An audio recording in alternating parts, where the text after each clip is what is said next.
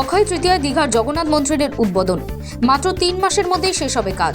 আগামী বছরেই দীঘায় শুরু হবে রথযাত্রাও। সোনার ঝাড়ুর জন্য নিজের ব্যাংক অ্যাকাউন্ট থেকে 5 লক্ষ টাকা দেবেন।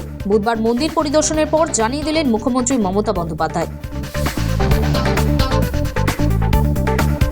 বাংলাদেশের অশান্তিকে হাতিয়ার করে বাংলাকে উত্তপ্ত করার চেষ্টা চলছে। দীঘা থেকে উদ্বেগ প্রকাশ মুখ্যমন্ত্রীর। পাশাপাশি বাংলাদেশের সংখ্যালঘুরা যারা ফিরতে চান তাদের স্বাগত জানান বাংলার মুখ্যমন্ত্রী। তবে চূড়ান্ত সিদ্ধান্ত কেন্দ্রের, এদিন ফের তা স্পষ্ট করে দিয়েছে মমতা।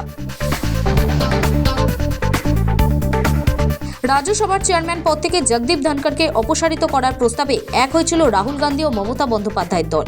বুধবার সেই সুর যেন কেটে গেল। সংসদে অচলাবস্থার জন্য বিজেপি ও কংগ্রেসকে এক বন্ধনীতে ফেলে আক্রমণ শানালো তৃণমূল। চা বলয় দখলে 26-এর খুঁটি সাজানো শুরু। উত্তরে বিজেপিকে নিশ্চিহ্ন করতে কোমর বাজছে তৃণমূল।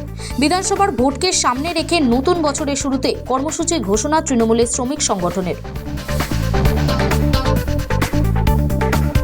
কোচবিহারকে পৃথক রাজ্য ঘোষণার দাবিতে রেল রোকো কর্মসূচিতে নামল রেল রোকো গ্রেটার কোচবিহার পিপলস অ্যাসোসিয়েশন। বংশী বদনের নেতৃত্বে অসম বাংলা সীমানার জোড়াই স্টেশনে বসে পড়ে সংগঠনের কর্মীরা।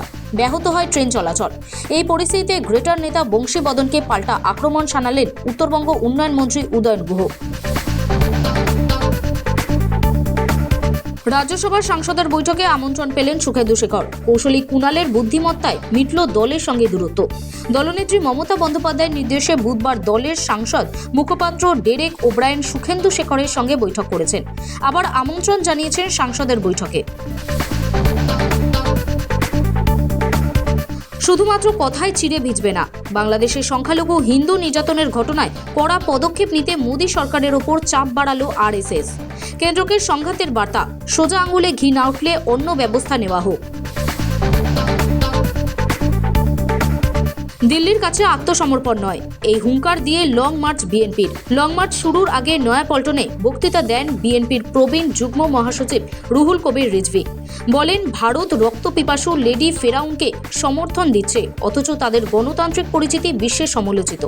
আরও বলেন, বাংলাদেশ স্বাধীনতার রক্ত দিয়ে কিনেছে, দিল্লির কাছে আত্মসমর্পণ করা যাবে না। বাংলাদেশের প্রাক্তন সেনাকর্তারা 4 দিনে কলকাতা দখলের হুমকির পর গত সোমবার বিধানসভায় তার জবাব দেন মুখ্যমন্ত্রী। 24 ঘন্টা কাটতে না কাটতেই পশ্চিমবঙ্গের মুখ্যমন্ত্রীর মন্তব্যের জবাব দিলেন বিতর্কিত বিএনপি নেতা রুহুল কবির রিজভী। বলেন, আপনারা যদি চট্টগ্রামের দিকে তাকান, আমরা কি আমলকি চুষব? তা তো নিশ্চয়ই চুষব না। সন্ন্যাসী চিন্ময় প্রভুর হয়ে সওয়ালে না করে দেন চট্টগ্রাম আদালতের আইনজীবীরা। এই অবস্থায় ঢাকা থেকে চট্টগ্রামে এসে মামলা এগিয়ে আনার আবেদন করেছিলেন এক আইনজীবী। বুধবার সেই আর্জিও খারিজ করে চট্টগ্রাম আদালত।